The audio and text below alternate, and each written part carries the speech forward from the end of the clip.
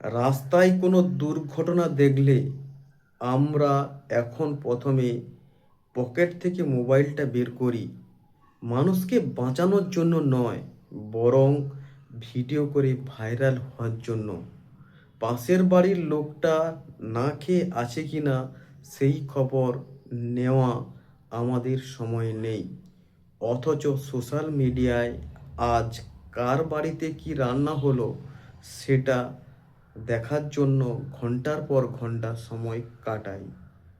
আসলে আমরা কি মানুষ হচ্ছি, নাকি লাইক আর কমেন্টের পেছনে দৌড়ানো একটা যান্ত্রিক রোবট?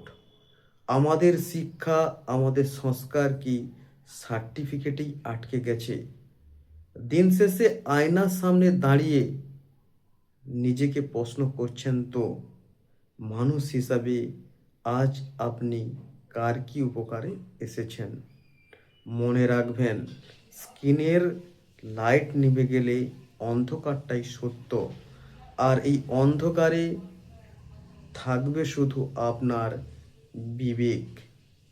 কারো বিপদে এগিয়ে আসাটা কোনো দুর্বলতা নয়, বরং ওটাই আসল মনুষ্যত্ব।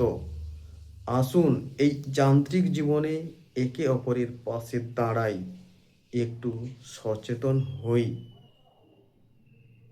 আমার এই ছোট্ট ভিডিওটি যদি আপনার মনে সামান্যতম প্রভাব ফেলে, তবে আমার এই প্রচেষ্টা সার্থকতা।